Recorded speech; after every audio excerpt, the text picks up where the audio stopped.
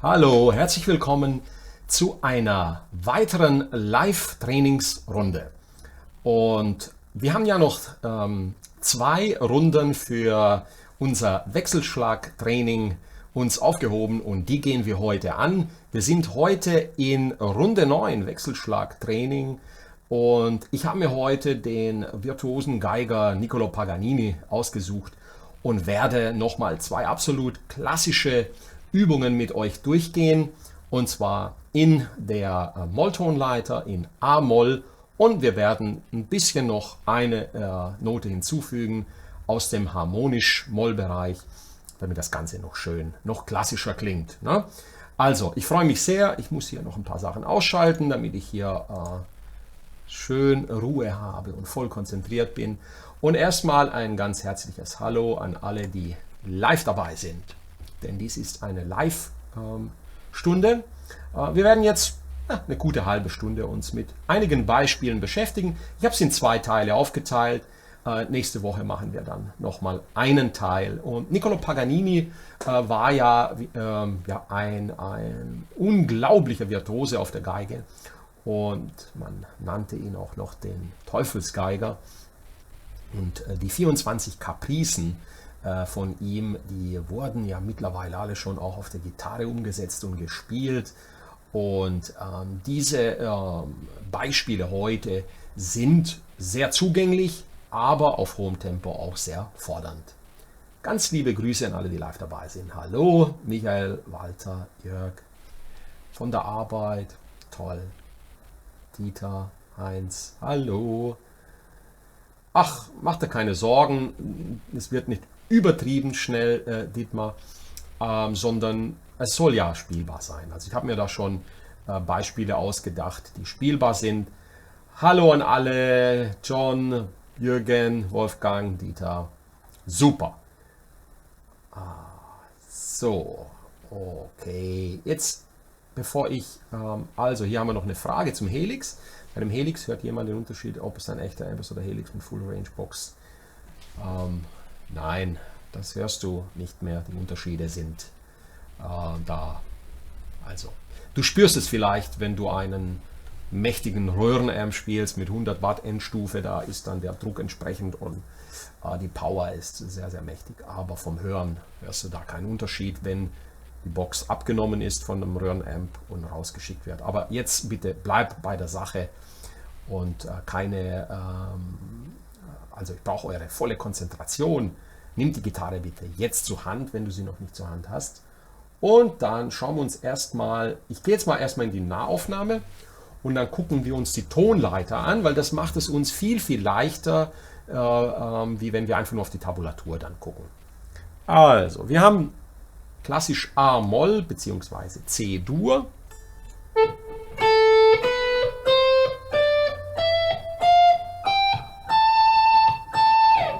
Und was wir der Tonleiter hinzufügen, ist hier ein Gis im vierten Bund auf der E-Seite. Und das gibt der Tonleiter so diese schöne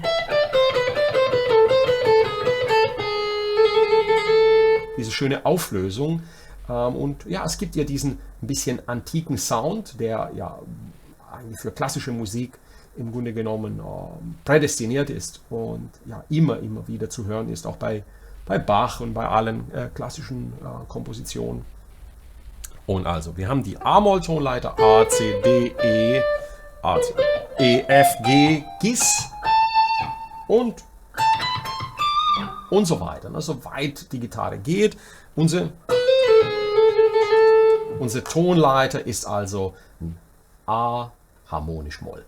Und jetzt schauen wir uns doch gleich mal das erste Beispiel an und gehen direkt ran an die Sache. Ich hoffe, ihr könnt das gut sehen. Das Pfeil stelle ich euch zur Verfügung. Tempo 100 ist wahrscheinlich jetzt schon ja, für viele von uns die Grenze dessen. Aber hören wir es uns doch mal auf Tempo 100 an. Das erste Beispiel.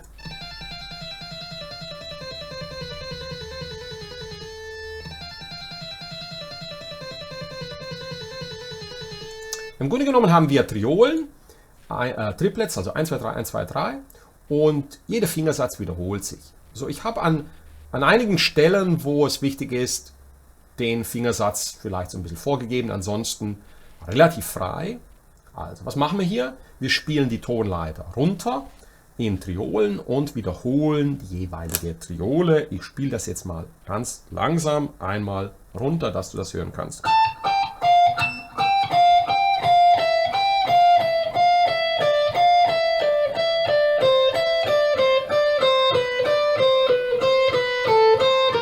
Sorry.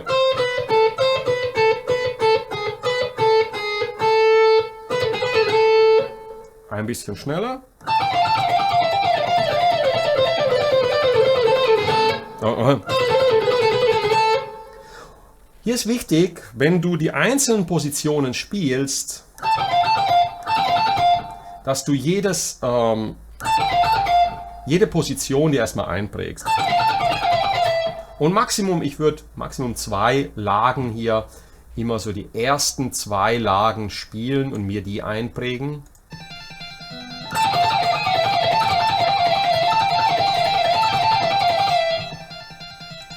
Und dann immer schrittweise runter. Und dann, hier habe ich 4-3-1 Fingersatz für die nächsten beiden Positionen. Aber jetzt gehen wir einfach mal auf halbes Tempo für dieses Beispiel. Wir geben hier Tempo 50 ein und schauen uns das, für den ganzen Block hier Tempo 50, das kann man hier wunderbar einstellen. Okay. Jetzt gucken wir mal, ob er das auch übernommen hat. Wenn nicht, ziehe ich es einfach mal mit der Maus nach vorne. So, und jetzt haben wir es. Und auf Tempo 50 klingt das dann so. Ich spiele es einmal vor, mache noch einen Klick dazu und einen Vorzähler und dann geht's los.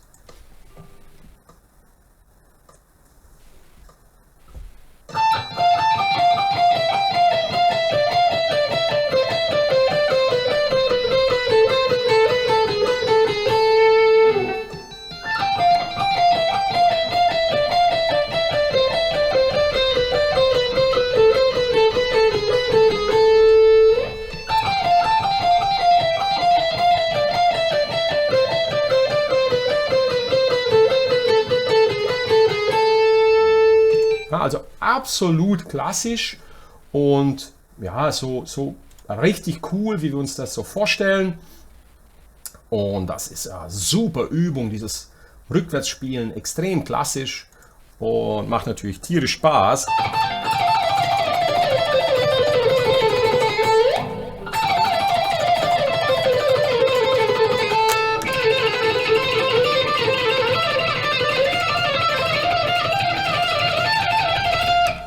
Und du kannst dann, wenn du dieses triolische Gefühl in deiner Spielweise hast, dann kannst du wunderbar, ich werde dir dann einige Varianten zeigen. Also nicht nur bei dem einen Beispiel verbleiben, sondern einfach ein paar Varianten ausprobieren.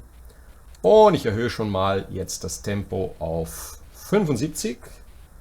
7, 5. Also, und da wird es dann schon schöner.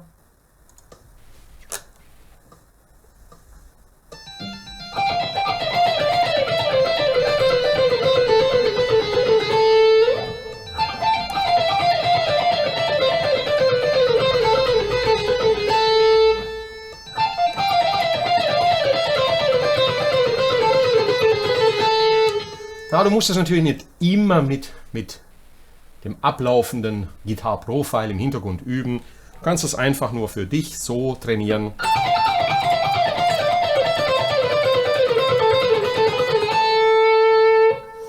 Und das war auch schon Beispiel 1. Einmal auf Tempo, einmal auf Tempo 100. Das Ganze so nochmal markieren. Und das ist ein gutes Zieltempo. Wenn du das erreicht hast, dann kannst du sehr, sehr zufrieden sein. Ne?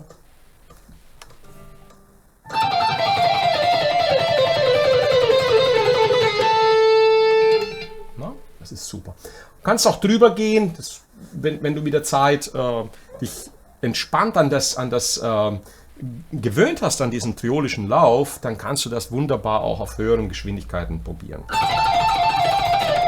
Und was ich gerne mache, ist, dass ich zwischen den Positionen hin und her wechsle. Immer eine runtergehe und wieder hoch.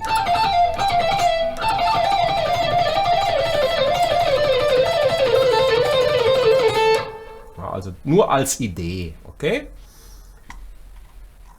Zweite Übung ist das Ganze nach oben gespielt. Dann hören wir uns das mal einmal an, wie das klingt.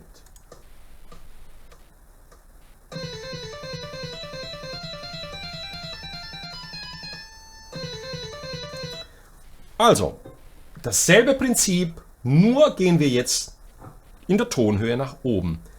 Und am Ende holen wir uns hier auch das Giss. Ne? Das ist praktisch die Antwort zu der ersten Übung. Ich spiele sie jetzt mal einmal vor.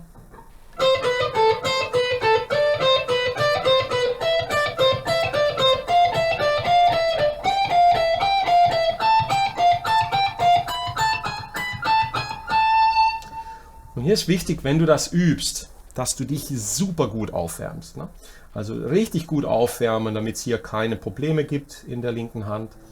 Die rechte Hand hier verankern. Ja? Richtig schön hier alles hinlegen, entspannt und mal in der Position bleiben. Und entweder spielst du auf den Front-Pickup, dann ist der Ton ein bisschen runter, wie du hören kannst, oder auf dem hinteren, dann wird es ein bisschen bissiger. Was dir, ja, nach Geschmack, was dir besser gefällt. Wenn du jetzt zum Beispiel das hier übst, die Triolen rückwärts, dann ist wichtig, dass die darüber liegenden Saiten alle abgedämpft werden, okay? Und nicht mit Kraft.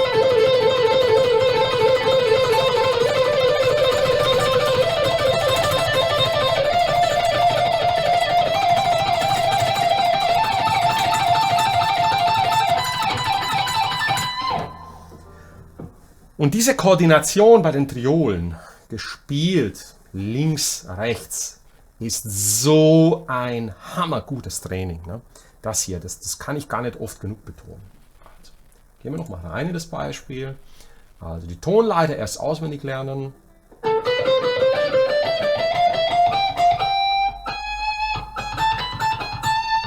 Hier dann das Giss sehr, sehr schön im Klang. Und dann rückwärts spielen. Gehen wir jetzt auf Tempo 50 und dann spiele ich euch das vor.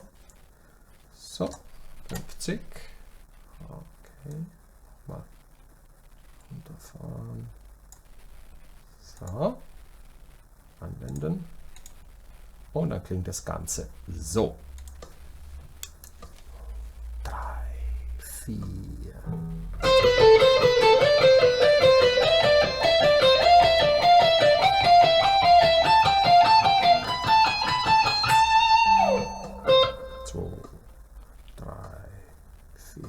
Und oh, da geht es dann schon weiter. Ne?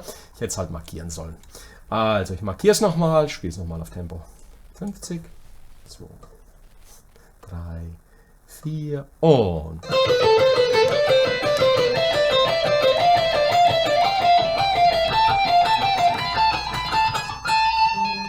ja, ich bin ein bisschen davon gerannt. Na, also ich kann es, wenn du es schon auswendig kannst, brauchst du das dann auch nicht mehr mit dem Guitar Profile zu üben. Ne?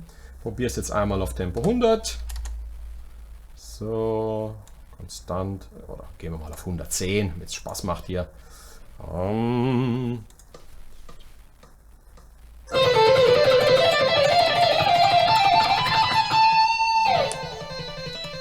Also hier sind dem technischen Spielen keine Grenzen gesetzt und wir sind sehr linear, also ist es ein sehr, sehr gutes Training für die Koordination der beiden Hände. Exzellent. Ne? Okay, das waren die ersten beiden Beispiele. Nichts an Philosophie, das ich dir hier zusätzlich noch vermitteln kann, außer dass du vielleicht Kombinationen spielst. Na, also dass du hochgehst.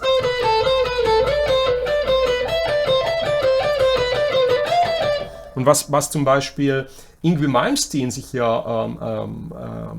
angeeignet hat, ist, dass er zum Beispiel eine Position spielt und dann eine überspringt und in die nächste.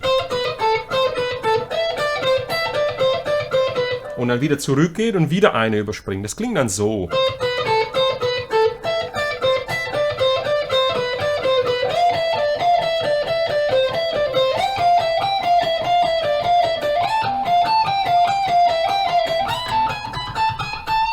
Und das klingt wirklich, wirklich sehr, sehr cool, wenn du das machst.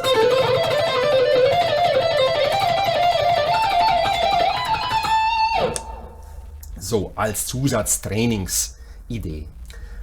Mein Wunsch ist immer, dass man Dinge selber dann auch ausprobiert. Also nicht nur das übt, sondern wenn man Spaß an einer Sache hat und merkt, man hat super Ergebnisse, dann Dinge einfach ausprobieren.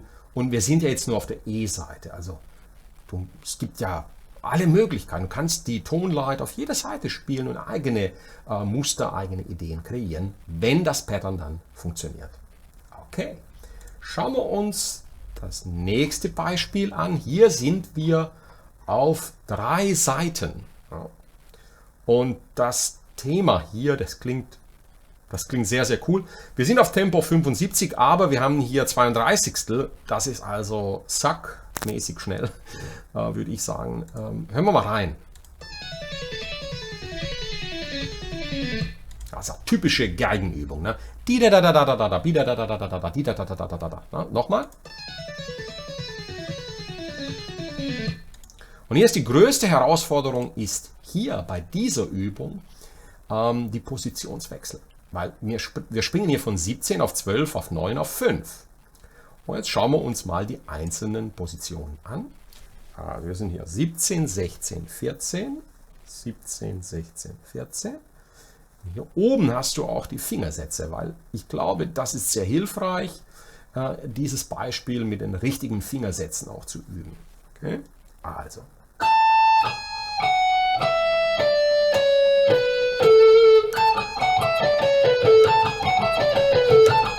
Erst die Position üben. Du kannst hier in dem Programm wunderbar markieren. Ich gehe jetzt mal tempomäßig hier runter auf 40. Also das ist dann, hoffe ich, um einiges erträglicher. Anwenden. So. Und dann schauen wir, wie das klingt.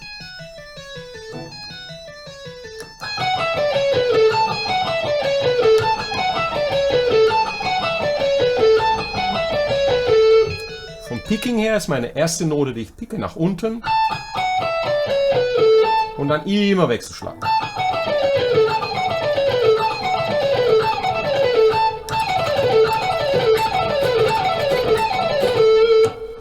Und dann die nächste Position, 12, 10, 9, auch klassisch.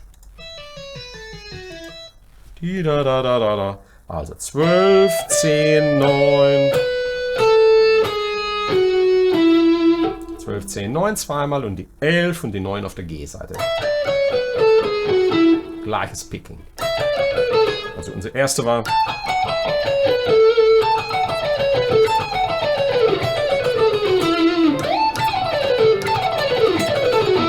Und dieser Sprung, das ist die Schwierigkeit.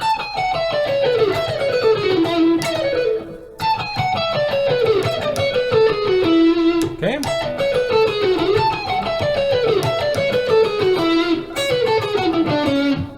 Gleich die nächste Position.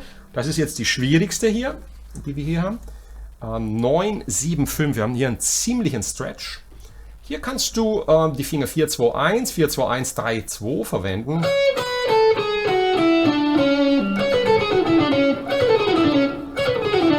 Das sieht, glaube ich, fühlt sich gut an. Und du kannst auch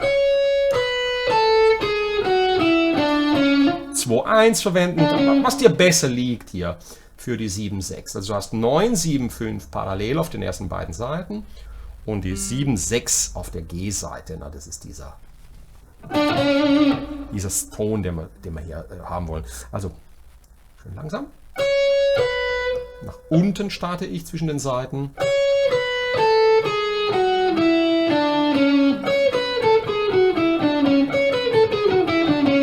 Oder was dir besser liegt. Entweder die zwei oder die zwei. Okay? Also.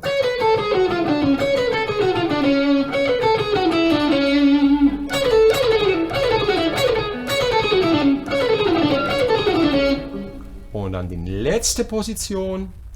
5, 4, 2. 5, 3, 2. Im Grunde genommen die Oktave von der ersten Lage. Eine Oktave tiefer. Ne? 5, 4, 2. 4, 3, 1 die Finger. 5, 3, 2.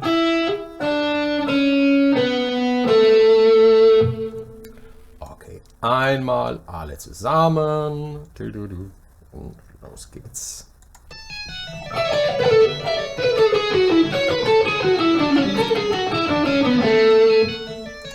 Ohne Vorzähler kommt man da natürlich nicht rein. Ich gehe noch runter auf ein noch bequemeres Tempo. Machen wir 30 hier. Weil das muss nicht wirklich. Man muss sich da ja keinen abquälen, wenn man das übt zum ersten Mal. So, Tempo 30, runter mit ihr auf 30. So, anwenden und los geht's.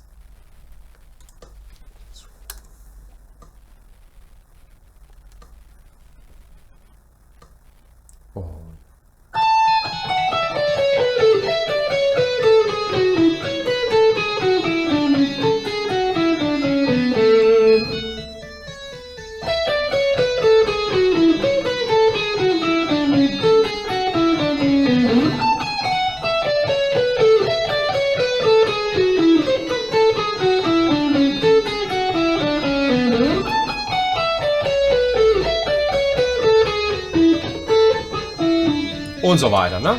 Man muss konzentriert bleiben auf den niedrigen Tempis. Teilweise musst du mehr Konzentration aufbringen wie auf den hohen Tempi. Ne?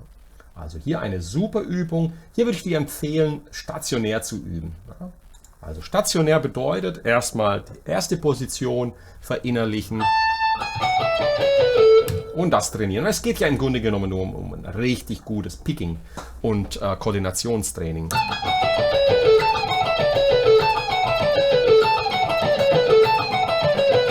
Nächste Lage. Nächste Lage mit dem Stretch.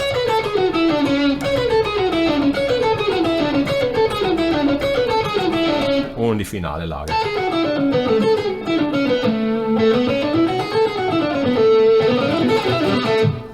Okay, super. So, dann natürlich haben wir das identische Beispiel noch einmal, und zwar in die umgekehrte Richtung. Hören wir es uns an.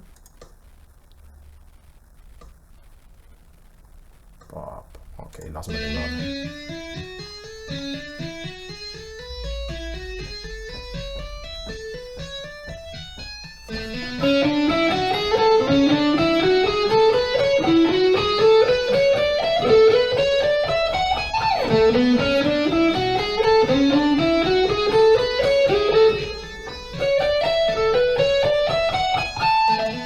Genau. Und das war jetzt auf dem halben Tempo. So, wie gesagt, die Schwierigkeit bei dem Beispiel sind tatsächlich die Seitenwechsel, also die Lagenwechsel, da musst du vorsichtig sein. Ansonsten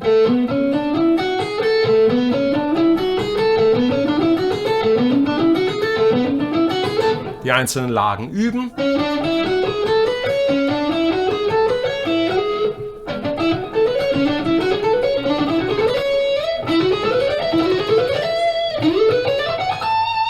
Und Spaß haben mit diesem Beispiel. So, ein Beispiel habe ich noch für dich. Und zwar, das ist super cool, ändert auch richtig spektakulär und ist jetzt das Schwierigste von den bisherigen Beispielen. Und dann war es das mit Teil 1.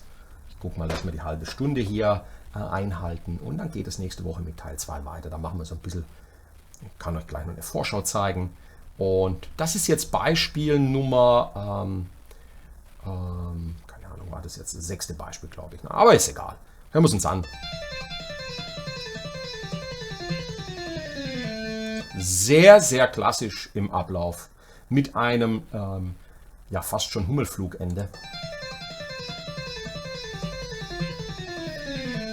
Super schön. Also, auch hier die einzelnen Positionen einprägen, aber wir bleiben ja immer in derselben Tonleiter.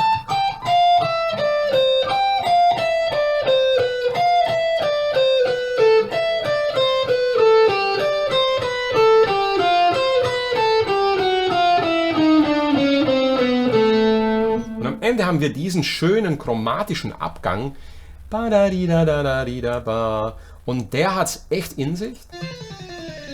Da freust du dich, wenn du die Spinne geübt hast in den letzten Wochen und Monaten.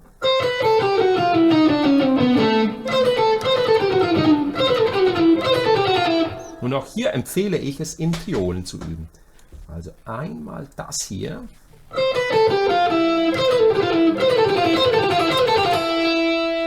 Und dann die letzten beiden. Dann.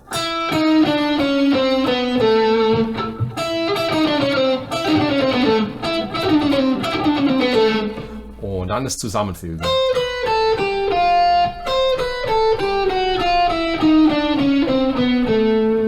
Ja, jetzt gucken wir uns das Ganze nochmal an und reduzieren es auf halbes Tempo. Gehen wir auf Tempo 50, noch mehr wie die Hälfte. Und dann ist das ja hier mega entspannt, hoffe ich. Ja, wunderbar. Und dann spielen wir das mal ein paar Mal.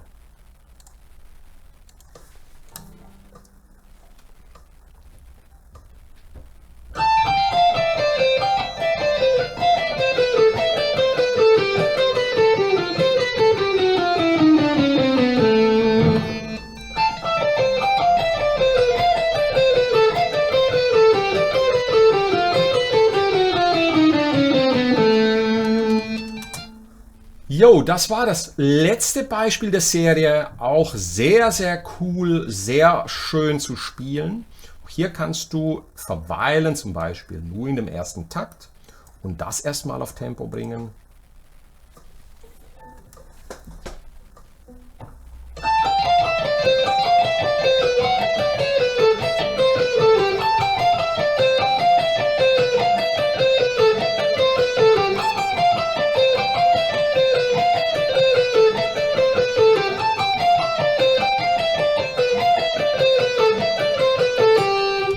Das sind die berühmten 4 parallelen Fingersätze, die sich super gut spielen lassen.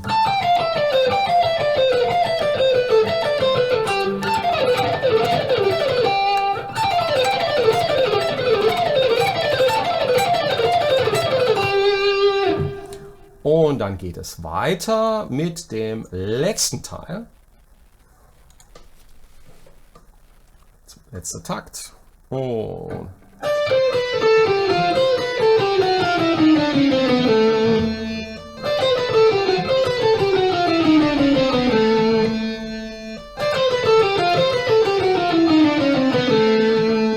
okay, und hier brauchst du ein bisschen mehr Zeit. Vor allen Dingen schon zu Beginn hier.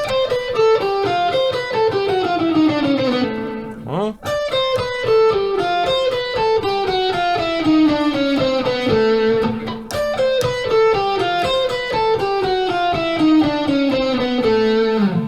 So, das war es mit Wechselschlagtraining Paganini-Style.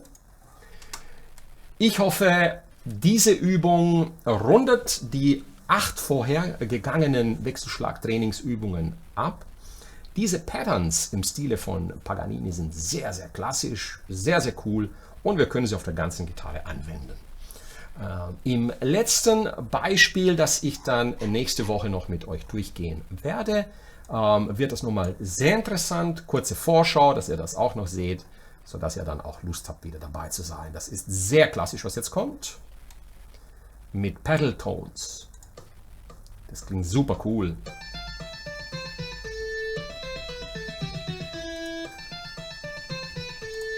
Und dann dieses Beispiel hier noch und den Rest nächste Woche. Und da haben wir noch ein paar Highlights wie das hier.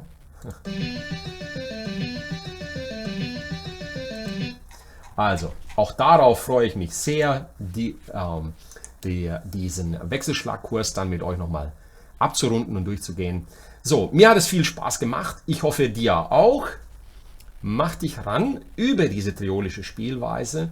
Und ja, ich wünsche dir viel Erfolg dabei. Geh es wie immer entspannt an. Vor allen Dingen wärm dich gut auf vorher. Und wenn du in deiner linken Hand merkst, dass es irgendwo zieht oder irgendwo die Hand müde wird, dann immer eine Pause einlegen, die Hand entspannen, massieren, dehnen, ja, sodass das Ganze dann nicht zu irgendwelchen Beschwerden folgt. Okay? So, und das Ganze macht natürlich tierisch Spaß. Ihr könnt euch vorstellen, dass ich da große Freude daran habe, diese Wechselschlagübungen zu spielen. Das ist,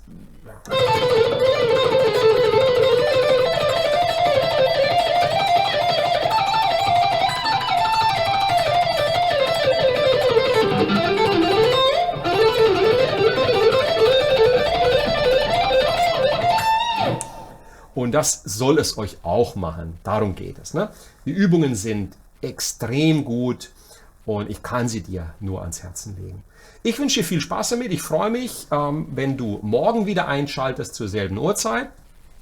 Morgen zeige ich euch eine neue Übung, die ich jetzt noch nicht verraten werde, und gebe euch dann eine Einsicht in so eine Art Übeplan, wie ich ihn zum Beispiel als Vorlage verwenden würde, um die Grundlagen des Übens dann, das Übekonzept abzurunden.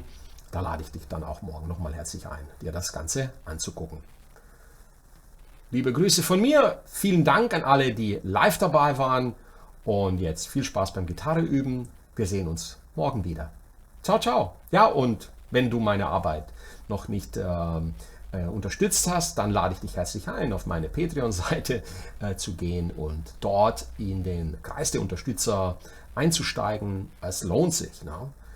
Es läuft fantastisch, und diesen Monat startet dann auch noch meine neue Webseite, und das wird auch nochmal, da steckt jetzt wieder auch wahnsinnig viel Zeit und Arbeit drin.